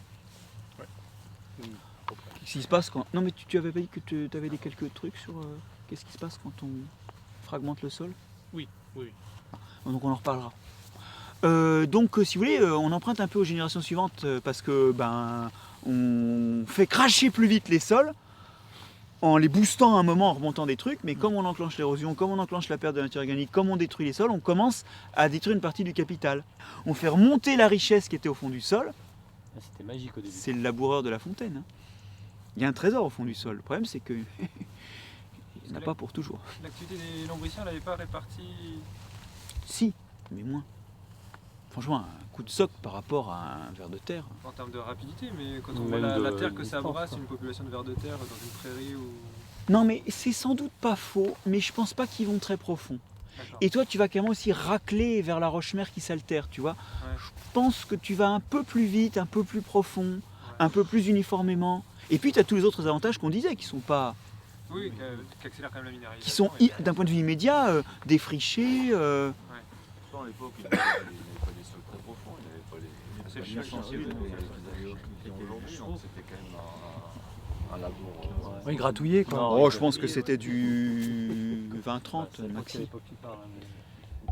Les premières arères, on va dire. Ah oui, voilà. Ah non, mais là on parle du XXe siècle. Pas faux. Moi, mon modèle, c'est que c'était plus efficace que les lombriques et que c'est pour ça que ça a gagné. Et puis le problème, c'est que les maux de ça, qui sont la décroissance de la matière organique, l'érosion ou la perte de biodiversité microbienne, ça se passe sur le plus long terme, tu vois. C'est un truc que tu... D'abord, en fait, ça se voit pas. Et alors, je vais vous raconter à quel point ça se voit pas. Vous savez, on dit souvent les sols en Méditerranée, hein, on voit quand même pas mal de la caillasse, les sols sont pas épais. Hein. Ah, c'est le climat méditerranéen qui veut ça. Hein. Non, apparemment avant c'était beaucoup plus fertile. Non, mais voilà, exactement. Ouais. Vas-y. C'était beaucoup plus fertile avant. Mais oui, mais regardez la Corse. La Corse, il y a des espèces de mecs qui ont empêché n'importe qui de s'installer et la civilisation de gagner. Ok. Les Corses, ils ont quand même vachement protégé leur île. Ça n'a jamais été un endroit qui a été très mis en valeur par l'agriculture. Et le bilan, c'est qu'ils ont des sols super épais et qu'il n'y a pas le quart de... Oui, la Méditerranée, les sols méditerranéens, on a squelettisé la Méditerranée parce qu'on s'y est pris avant. Eh bien, je vais vous dire un truc. Ce sol-là, alors je sais pas, je ne vais pas détruire le travail de Morgane. Je ne sais pas combien il le retourne. Elle ne retourne pas. Non, mais ça a été toujours retourné avant qu'elle arrive. Là, elle vient d'arriver. Ouais. Bon, les sols agricoles retournés en Europe ont une vitesse d'érosion 100 fois supérieure aux sols soutenables. Ils ont des vitesses d'érosion qui sont celles des sols alpins, c'est-à-dire sur des pentes comme ça. Ok, c'est un facteur 100, l'accélération de l'érosion. Montgomery, PNAS 2014. Et c'est une méta-analyse sur plein de trucs basée sur la concentration des isotopes non solubles du brome. Donc c'est une méthode chère, mais... C'est pour ça que les agriculteurs ils disent oh les cailloux ça remonte toujours. En fait, c'est pas les cailloux qui remontent, c'est le sol qui remonte. Bah, il y en a qui remontent, mais tu te rapproches de la zone où il y a de la caillasse. Absolument. Et donc, mais ça se voit pas à une génération. On parle de quelques millimètres par génération. Par contre, là où ça a commencé tôt, ben, ça commence à se voir parce que là, on est arrivé à la Roche-Mère. Donc, l'autre problème, c'est que tu as un avantage immédiat, mais par contre, les inconvénients, tu les vois pas apparaître. Mais ça, c'est important. Hein. Toutes les générations ont eu des idées géniales qui se sont avérées des désastres après. Et rappelez-vous de ça. Permaculture, utilisation des microbes du sol, où est le désastre? C'est ça la question. Hein. Bon, alors pour l'instant, c'est plutôt moins pire que ce qui précède, donc allons-y. Mais allons-y avec précaution et soyons prêts à évaluer les réajustements à faire. Ce qui revient à empêcher les lobbies de s'installer et à nous faire tout le temps la même chose aussi. Bon, alors, tout ça pour dire que voilà la logique de ce sol. Et c'est le sol, alors on l'échantillonne pour le rincer? Oui. Et trouver des... Pour le thème, d'accord. oui. Il y croit, Leonardo. Bon. Tu crois qu'il va y avoir des sports de mycorhizes? Un paquet. Bon, d'accord. Moi j'avais juste peur, je trouvais que c'était un peu riche en azote, mais... Avec toi? Ah non, mais là, alors sérieusement, c'est plus lui qu'il faut écouter que moi, parce que moi je suis pas très endo, vous avez remarqué non, que oui. je suis un homme des forêts. C'est pour ça que je lui dis avec lui, On va voir demain. Pour revenir sur l'agroforesterie, est-ce qu'on a des cartes de correspondance pour des arbres qui sont capables de faire des endomycorhizes et les cultures qu'on met entre les rangs Pas ça trop. colle? Parce que si on met des arbres qui font que des ectomycorhizes ou qui Non, font alors- pas les bons endomycorhizes, Alors en fait, c'est assez peu spécifique les endomycorhizes. C'est la dernière chose que j'ai à vous raconter, c'est que c'est assez peu spécifique et donc tu vois, on pense que pour la plupart des espèces de champignons, ils peuvent aller sur tout. Ça vaut ce que ça vaut. C'est encore un peu questionné, mais dans le détail, c'est un des trucs, un des produits du casse-d'art. Savoir si c'est les mêmes champignons sur les racines du noyer. Ça sera un des questions. En réalité, ça c'est une des questions les plus importantes. C'est en mettant, on va dire, une couvert entre les arbres, déjà, ça affecte la communauté des champignons mycorhiziens qui prend interaction avec les noyers. Ça, c'était pas encore fait. Hein. Peut-être que le noyer sert de réservoir. Peut-être pas, si c'est pas les mêmes, on va voir. Ou peut-être c'est les sols qui sont les vrais réservoirs, et après ça dépend de la plante, noyée ou pas noyée, au févrole, au avoine, ou d'autres plantes qu'on met comme couvert, qui fait la différence. Par exemple, un endomycorhize, je pense par exemple, si quand on fait un itinéraire avec du chou, il y a toute une période où il n'y a pas de support. Enfin là, Morgane elle en a fait un peu de support autre que le chou, mais il y a des planches où il n'y a que du chou, et du coup ça fait un blanc de support. Tu le montreras le résultat du japonais là, qui fait du chou, de la patate. Non, je rentre pas ça le papier ce soir, peut-être que je peux faire une diapo de ça. Quand une année de chou, effectivement. Ça arrive en réalité, pas quand on fait un système comme celui-là, dans lequel on a quand même d'autres plantes qui se développent entre les choux. Ouais. Parce que là, si on regarde bien, il y a beaucoup de plantes qui se développent entre les choux. Oui, mais la question c'était dans un système où tu n'as que du chou. Dans un système, à chou complet, à la fin, on a pratiquement une saison dans laquelle les endomycorhizes ils restent en forme quiescente, en forme de spore ou de propagules d'un sol. Il attend. Et comme s'il n'y a rien d'autre, c'est qu'on a mis du Roundup. Ouais. Ça, ils ont flingué en plus. Il y a quand même un impact sur la capacité à la reprise. Oui, bien sûr. Il y a quand même un impact. Même si l'inertie à la reste, ça doit être dur. Mais il faut considérer que les spores des endomycorhizes, ils peuvent résister dans le sol pour vraiment longtemps. Hein. Je te le sortirai le truc là. On doit pouvoir sortir au moins une figure. Il montre que selon les itinéraires techniques, on n'a pas la même chose sur le blé selon ce qui a précédé. Ouais, c'est ça. Mais ça, c'est une sujet longtemps, mais la vraie question qu'on pourrait se poser, c'est... Oui. Bon, le problème, c'est qu'il y a des tonnes de papier, mais à chaque fois, c'est des études de cas sur certains sols. Alors, généraliser, c'est dur. Par contre, une remarque. C'est vrai qu'une des questions qu'on peut se poser, c'est le réservoir d'inoculation. Et l'agroforesterie peut donner, par des arbres qui sont là en permanence, un réservoir d'inoculation. La mauvaise herbe peut être un réservoir d'inoculation, eh oui.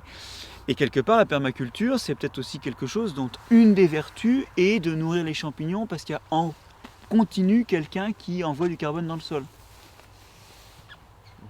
Après, c'est complexe. L'agroforesterie, la permaculture, c'est intéressant pour d'autres raisons que les champignons mycorhiziens. Enfin, on n'est pas des ayatollahs non plus. Non. Mais sinon, Hervé Covès, il parlait justement des rosacées en complément des légumes, parce qu'a priori, ça serait les mêmes mycorhizes. Oui. Mais bon, a priori, ils sont pas très spécifiques. Je dis a priori parce qu'il y a des gros débats sur la notion d'espèce. C'est pas sexué ces trucs-là. C'est une espèce de clone qui se propage. Et donc toute la question est comment on définit l'espèce, mais vu la façon dont elle est définie en ce moment, ça n'a pas l'air spécifique. Mais peut-être qu'on fait des blurbs qui contiennent plusieurs trucs plus spécifiques. Enfin, Maria Epic, quand elle a fait son article dans Science, elle s'est pris un commentaire dans les dents du genre oui, ben, si on fait les espèces pareilles chez les animaux, les souris et les hommes sont la même espèce. Oh, presque, oui. Donc c'était méchant. C'est pas forcément vrai parce que d'un groupe à l'autre, tu peux prendre des méthodes tu peux prendre la même méthode et pas obtenir le même résultat. Bref, disons c'est une matière compliquée. Mais a priori, c'est pas spécifique. Donc Hervé a pas tort sur ça. Hervé a souvent raison, puis il voit le monde d'une façon qui est assez jolie, donc. Vous disiez qu'il y avait entre 10 et 100 espèces différentes dans un sol. Non, c'est ça? De gloméromycètes, oui. Ouais. Sur une plante? Sur un arbre. Sur un plant. Et dans un On sol. était en train de parler d'une plante racinée comme ça, direct. Et dans un sol comme ça, tu dirais combien, toi, dans un sol pas trop fumé là? La plante trouvera toujours oui, c'est ça. Il rencontrera vraiment beaucoup. Chaque plante qu'il germe, chaque graine qu'il germe, il rencontre au moins, je ne sais pas, une bonne quantité. Sincèrement, je ne veux pas donner des chiffres parce que c'est impossible à dire. Et dans la thèse là Mais beaucoup d'espèces de champignons, il va les rencontrer très facilement dans les premières 10, 15 ou 20 cm de sol. L'étudiante de Dirk, là, dans la thèse là où j'étais au jury, c'était avant que tu arrives, elle se traînait 200 à 400 OTU par sol. Ouais. 200 à 400 approximations d'espèces, on va dire. Dans quel type de sol? C'est sol agricole, tu sais, retourné par retourné. Par contre, elle voyait aucun effet du labour. Sur les champignons, c'était ma question. Sur la diversité. Sur la diversité, c'est pas le fonctionnement, sur la diversité. Mais sur la diversité, comment ils arrivent à survivre en fait dans des sols qui sont travaillés plusieurs fois par an? Les ifs sont donc. Peut-être qu'il n'y a plus que les espèces qui survivent à ça. En fait, il y a quand même. Il y a des espèces qui se répandent plus vite par rapport à ça, et d'autres qui se répandent vraiment beaucoup plus lentement par rapport à la remise en place du réseau mycélien. Et donc on peut bien comprendre que celui-là qui se répand super vite, aussi si on fait un labour, tout de suite après, ils vont recoloniser les sols, ils vont rencontrer de nouvelles plantes. Les autres espèces qui ont un petit peu plus de mal à développer les réseaux mycéliens et se développer dans le sol, si on fait un labour du sol, ils sont un petit peu paumés, on va dire. Il y a aussi les espèces qui recollent leurs filaments quand ils sont séparés et celles qui ne les recollent pas.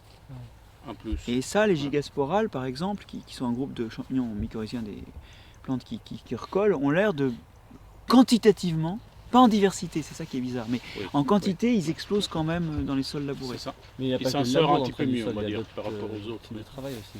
Il n'y a pas que le labour. Et du coup, il y a le genre de travail qui va être plutôt superficiel. C'est sur quelle profondeur en fait que les champignons sont présents?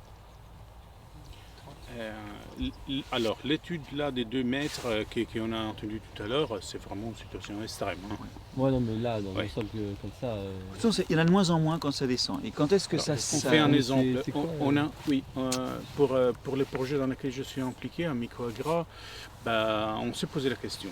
Okay, et on a essayé à voir avec la profondeur d'une bêche, dans 5 cm à peu près, voir qu'est-ce qu'il y a en dessous. Dans la deuxième bêchée en dessous des 25 cm, entre 25 et 50, on a retrouvé beaucoup moins. Et on a fait quelque chose de similaire à ce qu'on va faire demain. Ça veut dire en tamisage, voir à peu près la proportion et la quantité de spores qu'on va s'en sortir. Mais après, ça dépend du sol, ça dépend de quel traitement il était fait sur les sols. Plus tu t'enfonces, moins il y a d'oxygène, oui, et moins il y a de champignons. Et moins il y a de diversité, et moins il y a de biomasse. Les 2 facteurs chutent. Après, ils chutent selon les sols, plus en fonction jusqu'où pénètre l'oxygène, tu vois, que d'une valeur absolue. Alors c'est une réponse de Normand, mais malheureusement c'est ça. On peut imaginer du coup qu'un travail superficiel du sol autour de 5 cm, déjà on ne va pas attaquer toute la population de champignons. Moi je trouve que c'est déjà violent, 5 cm. 5 cm c'est déjà bien violent. Ah, oui. Mais ça ne veut pas dire qu'il ne faut pas travailler le sol. Impossible à faire. Vous voyez, C'est sûr, tu as raison, c'est sûr, dans les autres 20 cm ou 15 cm, on va dire, dans lesquels on peut retrouver la plupart des champignons mycorhiziens, les choses ne seront pas vraiment dérangées là-dedans. On va dire on a un sol encore intact et un réseau mycélien. Mais c'est un grand point d'interrogation. Mais après, ça dépend aussi combien de temps tu laisses après le travail du sol. Si tu travailles et tout de suite tu viens planter ou semer, oui. y a quand même des parties de mycélium qui peuvent repartir si elles rencontrent une racine vivante. Oui. Une fois que le mycélium il est dérangé et cassé dans ces façons-là, ça devient, ça devient pratiquement un propagule. On n'a pas trop de suivi réaliste là-dessus. Hein. Non. La proportion de dégâts, on dit qu'un labour, ça tue 80% des vers de terre. C'est ce qu'on dit, oui. Et pour les champignons. Par parenthèse, moi quand j'étais petit, j'aimais bien voir les oiseaux les goélands autour de la... Et en fait, c'est l'histoire d'un holocauste. Hein. 90% c'est un holocauste. Et pour les champignons, la proportion... C'est qu'est-ce que j'étais en train de dire. En réalité, quand on laboure les sols, on dérange les réseaux mycéliens, on dérange les champignons mycorhiziens déjà mis en place, mais en réalité, on ne les tue pas.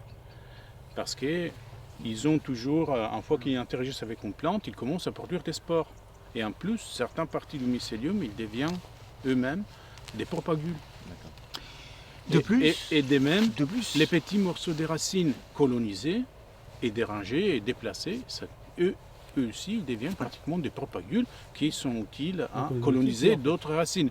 Oui, il y a une plante enfin, deux choses. Alors, souvent au laboratoire, dans des conditions de laboratoire, moi j'ai utilisé des racines de poireaux colonisées, coupées très fines, pour inoculer une autre plante. Oui, mais si tu laisses tes racines de poireaux sécher tout l'hiver, ou si tu laboures à l'automne, comme se fait parfois, et tu laisses ton terrain tout l'hiver, là tu tues beaucoup. On est d'accord. Oui, mais alors, on est d'accord, mais alors par contre, aller trouver les travaux qui le montrent, c'est chaud. Mais moi, sur le mycorhizien. Le bouquin que tu as vu, c'est génial. Bah, on peut regarder. Hein. Moi, j'ai pas en tête, mais moi, je suis pas un agrosystème. Hein. Donc, ma pénétration de la bibliographie est quand même assez vague. Donc, on regarde. Le problème, c'est donc que ce soit montré. Moi, je pense que ça fait pas un pli. Il faut que vous réalisiez, pour revenir à cette discussion, que quand on fragmente, on ne va pas forcément tuer. Mais d'abord, on va rompre l'état fonctionnel de quand le mycélium est établi, donc déjà on perd ça. Deuxièmement, il y a des espèces qui vont survivre moins bien que d'autres, et donc on va avoir des changements de diversité qui semblent être plus quantitatifs. C'est toujours les mêmes présents, mais c'est les quantités qui changent. Alors ça, par contre, dans cette thèse-là, on le voit. Et ce changement quantitatif, la question c'est, est-il souhaitable ou pas ? Finalement, à la fin, de la fonctionnalité, parce que différentes espèces de champignons mycorhiziens, peut-être, se comportent différemment, comme on a vu dans l'image, dans la diapo qu'il a montré Marc-André. Certaines espèces de champignons mycorhiziens, ils donnent moins la plante. Donc, si on dérange l'équilibre de ce qu'on trouve dans le sol... Les mycorhiziens qui ne s'ouvrissent pas au labour, de toute façon, il y a longtemps qu'ils ne sont plus dans les sols agricoles. Ben non, c'est ça, il y a peut-être des manquants qui sont manquants depuis longtemps, et il faudrait ne pas labourer pendant très longtemps pour les voir revenir. Ceux qui sont hypersensibles au labour, je pense que c'est fini. Mais c'est encore quelques prairies autour. Les prairies naturelles qui n'ont jamais été labourées, ils n'ont pas entendu. Alors le problème c'est que souvent tu vois, quand tu as une prairie, tu prends la prairie à côté, il faut voir que tu as un fort turnover spatial. Tu fais 2 mètres, tu n'as pas la même communauté de champignons. Ouais. Eux ils sont structurés à l'échelle du micron, de la dizaine de microns, d'accord ? Donc là moi j'ai changé de pays carrément. Donc si tu as une pâture juste à côté, c'est pas une bonne comparaison. Tu vois, tu peux avoir des changements, des différences qui sont spatiales. Et on n'a pas, je crois, beaucoup de comparaisons retournées, pas retournées sur le très long terme. On en a sur quelques années. Sur le très long terme, qui pourrait permettre le retour d'espèces, si elles existent, sensibles au labour, je ne connais pas. Mais alors, donc, moi, je veux bien regarder ces résultats-là. Et en plus, je ne suis pas étonné du résultat. Mais voilà, on a vraiment besoin de le substancier. Et puis après, une chose est la diversité et la biomasse de champignons, mais finalement, quand même, on veut des plantes dessus. Ouais. C'est l'effet, le problème. L'effet sur les plantes. C'est quand même la fonctionnalité dans un but agricole là, qu'on recherche. Finalement, c'est pas forcément le nombre de champignons. Oui, c'est pour ça que j'amenais aussi ces points-là, c'est que oui, quand même. Vous savez, le fait qu'on a vu que chaque champignon il se comporte différemment avec une autre espèce de plante, peut-être. Ça c'est du quantitatif, mais même ça c'est le bordel. Il y a une grosse discussion qui est récurrente dans plein d'articles où il y a des gens qui estiment, qui prennent comme paramètre le nombre d'arbuscules ou le pourcentage de racines colonisées. Parce qu'ils se disent, c'est un indice d'interaction, mais la vraie question c'est cette interface, est-ce qu'elle sert ou non? On peine beaucoup à avoir des indices fonctionnels en fait. Je parlais d'interface de mycélium extraradiculaire avec le sol. Ouais. Je parle que de cette interface. Oui. Je crois que c'était avec la racine. Oui, non, alors, le sol. Il y a un indice qui est proposé, non, le pourcentage, quand ils font la plante seule et la plante avec mycorhize et un ratio de production. Ça vaut quelque chose ça ou Ah oui, non. Intérêt agricole par exemple. Quel ratio, pardon? Vas-y. Alors, je sais plus comment il s'appelle, mais j'avais retrouvé dans une revue où ils font pousser la plante seule, sur un sol stérilisé, et après la plante avec le champignon mycorhize choisi. Et ils mesurent, ils comparent en fait. C'est ce que j'ai fait, le fameux diagramme là qui était en draperie comme ça.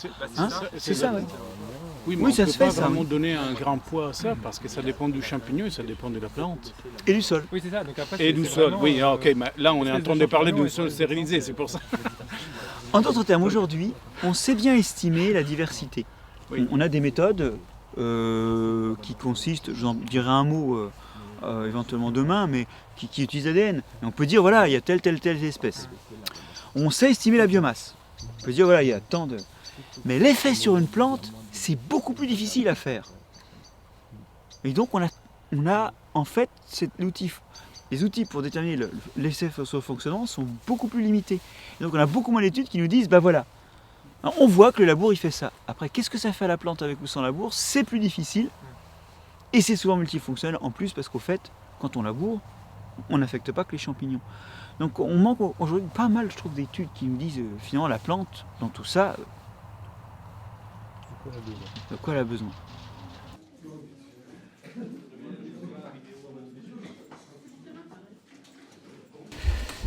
En pratique, qu'est-ce que je fais? Attendez, je dois juste éviter de me tromper. Pratiquement, j'ai tamisé les sols des Morgane, des champs de Morgane qu'on a récupérés. Donc, je compose la tour des tamis du plus petit au plus grand, clairement. 63 microns, celui-là que je viens de mettre, 100, 160 et 250. Et ça, c'est ce qui nous permettra de tamiser, on va dire, de récupérer les spores des champignons mycorhiziens. Mais vous pouvez bien comprendre qu'il n'y a pas que les spores des champignons mycorhiziens qui ont cette forme et cette dimension à l'intérieur du sol. Donc, effectivement, là-dedans, qu'est-ce que j'ai fait? J'ai tamisé l'autre sol et après j'ai récupéré dans une façon séparée qu'est-ce qui est resté sur les tamis des 63, 100 et 160 microns. Parce que j'ai contrôlé 250 microns et il n'y a pratiquement rien. Seulement des débris végétaux, des petits cailloux, etc. On voit déjà vraiment pas mal des spores de champignons mycorhiziens. Malheureusement, on n'a pas une très jolie lumière qui nous permet de mettre en valeur correctement les spores et aussi les microscopes qui sont un petit peu difficiles à régler. Mais vous pouvez bien les voir. J'ai mis ici... On a mis ici deux loupes binoculaires qui sont un petit peu réglées et vous pouvez voir qu'est-ce qu'il y a dedans. Okay, et vous pouvez voir. Alors, si vous ne trouvez pas des spores au fond, parce qu'il y a un petit peu d'eau, okay, si vous ne trouvez pas des spores au fond, ça veut dire que, il n'y avait pas trop dans la zone où vous êtes en train de regarder, ou vous devez regarder, ils ont eu un petit peu le temps de récupérer un petit peu d'air de l'environnement et donc ils commencent à flotter. Vous devez regarder la surface de l'eau. Ok, vous avez une idée un petit peu plus précise de la quantité de champignons mycorhiziens. Et après, avec quelqu'un, on commence l'autre sol, celui-là de la forêt, que j'ai déjà trempé un petit peu dans les seaux. Ici, on a un seau plein d'eau qui nous permettra pratiquement de réhydrater les sols, séparer les particules du sol et après les faire passer gentiment à travers les tamis sans les faire trop colmater. Ah, ça c'est mon sol, ça? Ça, c'est ton sol. Ah, d'accord. Ah ouais. Tu le reconnais pas? D'accord, donc en fait, il y a beaucoup de sable. Là, tu vois pas au niveau cellulaire. C'est grossi 20 fois. Enfin, beaucoup de sable. Il y a pas mal de choses en surface, voire des spores qu'ils ont récupérés de l'air ou des spores déjà vidés. Oui, parce qu'en surface, on peut y avoir aussi des spores qui ils sont déjà morts. Tu le laves le premier ou pas? Laisse-le là. Alors, la colonne des tamis, on ne la bouge pas. Ah. C'est colmaté? Non. Non. Non, c'était pour vérifier. Pour vérifier. Mais on vérifie pas. C'est un bon réflexe. Non, on vérifie, ça en pose aussi. C'est mieux de la soulever comme ça. D'accord, ouais. Et faire comme ça, et rester en place. Ok. Ok, ça marche. Alors là, on peut le remuer un petit peu. C'est mieux faire comme ça. Ouais. Et est-ce que tu éclates les mottes? Oui. Ouais. Là, c'est la chose importante. Ouais. Parce que vraiment, qu'est-ce qu'il y a dans les mottes, on les trouve plus.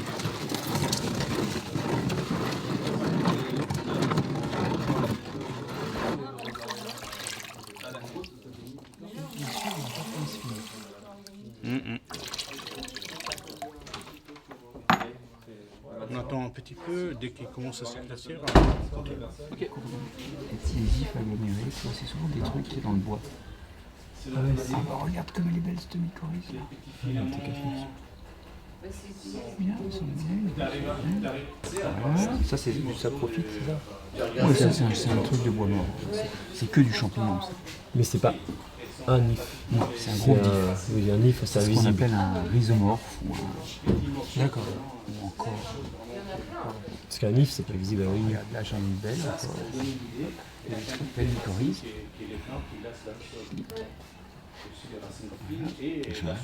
Tout ça là. Ouais, d'accord. C'est un tube. Ouais, voilà. Et il y en a plein de rouges. C'est un paquet, non? Si, c'en est une. Alors là, oui. Un monstre. Regarde, bon, en fait, c'est qu'une partie d'un monstre. Un monstre absolu. Je dis que ça se ramifie des fois. C'est incroyable. Voilà. Donc là, c'est que des manchons autour de petites racines, ça? Ouais, c'est une racine qui a proliféré. Puis... Bon, en fait, on en voit tellement qu'on se demande comment on a pu passer à côté les aussi blanches, elles sont longtemps. belles. Ah oui, parce qu'elles sont là pour boire ou pour recycler un peu. Oui, parce que quand tu dis mycorhize, c'est jamais ça profite, ça peut pas être des champignons ça profite. Non, alors voilà, on est l'un ou l'autre. Alors, comme les ectomycorhiziens dérivent de ça profite, ils ont gardé certaines enzymes, mais c'est pour l'azote et le phosphate. Ça ne sert pas du tout. Et ils peuvent aussi venir chercher de l'eau. Bon, mais ils sont capables de dégrader la matière organique morte. Ils sont capables de dégrader du bois. De l'attaquer pour retirer les petits morceaux. Mais c'est pas des vrais d'azote et de phosphate. Mais ça, c'est propre aux ectos. Les endos, non. On dit souvent qu'un champignon, c'est un organisme qui vit dans un tube, qu'il fabrique d'un côté et qu'il évacue de l'autre. Mais le tube reste. Mais rapidement, il ne reste plus que le tube avec 3 membranes. Voilà. Et les membranes et les parois donc, restent. Le champignon se déplace, mais il se déplace par croissance. Le champignon, t'arragnes à part. Oui, c'est ça. Mais celui, évolutivement, c'est ce qui est le plus proche des animaux. Qui est le plus proche par an. Comme là, tout est changé, je crois. C'est les deux petits machins. Qui est-ce qui a la petite boîte là Je sais que des fois en plus, ils en Allez, jettent. tiens, je vous en rajoute encore. Ah ouais, bah moi j'en ai. Il y en a des tas, puis il y en a même qu'on n'avait pas forcément vu à l'œil qui apparaissent, non? Des toutes petites, peu ramifiées, non? Bah, disons que la bino n'est pas terrible, on n'a pas de vue d'ensemble. Ouais, voilà, j'allais dire en mode. C'est pas beau, vraiment? Ça Si, marche on n'a comme pas de ça, vue d'ensemble. comme un microscope. Comme on ne peut pas grossir comme on veut. Bon, cela dit, on les voit bien, toutes ces mycorhizas. Il y en a une des toutes petites. Dès qu'on a à peine vu, regarde, tiens, j'en mets une là. T'as une extrémité de racine qui est un peu renflée, bah, c'est juste parce qu'il y a du champignon dessus. Là, ça fait comme un doigt pointé vers la porte, tu vois. Et c'est plus gros que la racine qu'il y a en dessous. Bon, bah, c'est qu'il y a un manteau de champignons. Il y en a des pas, il y en a des qu'on n'avait pas vu. Là, on va jouer avec les endos à peloton. Ce que j'espère, c'est que le conserver comme ça va quand même avoir... conserver sa forme. Là, le blanc, c'est de la matière le beige. Bon, alors, j'ai transféré ça sur une lame. et mettre une goutte de bleu.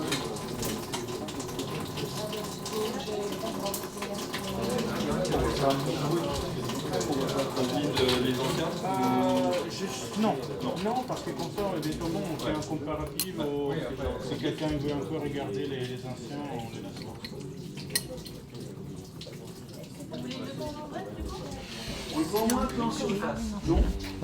Je sais pas. Après, il y a une des cellules où on voit il y a une espèce de nuage à l'intérieur. C'est un peu l'autre que j'ai fait. Alors oui, donc les deux choses importantes, c'était les spores d'endomycorhiziens et les ectomycorhizes d'un peu plus près. Après, pour la décoration, il y avait du nostoc, il y avait un rhizomorphe. Maintenant, les lames que tu as préparées. Donc, je vous enverrai le protocole, je vous enverrai un certain nombre d'articles complémentaires, d'accord.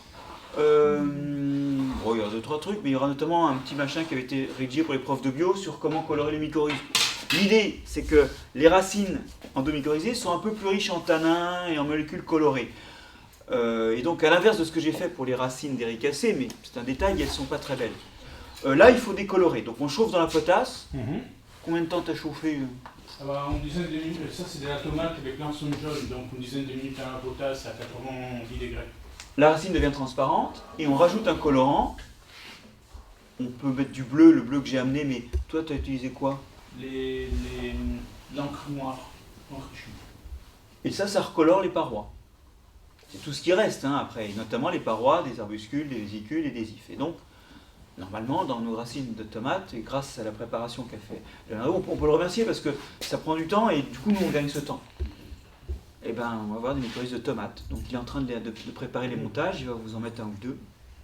Et puis, il faut circuler, il faut chercher des filaments dans les racines, des vésicules. Si on a une chose importante, les couleurs qu'on utilise pour les bleus traitements ou l'encre noire, ils se fixent préférentiellement au tissu de champignons, des champignons endomycorhiziens.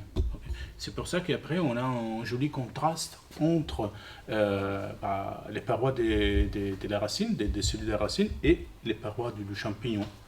Et là, par exemple, j'ai un joli exemple dans lequel vous voyez vraiment bien un petit peu bleu le champignon mycorhizien et alentour un petit peu vert, oui à peu près, verdâtre. Parce que les parois de champignons n'ont pas la même composition que les parois de plantes. Ouais. Du coup, oui, exactement. Pour colorer par exemple les parois des plantes, on utilise d'autres colorants. On n'utilise pas l'encre noire ou le bleu de coton. Alors.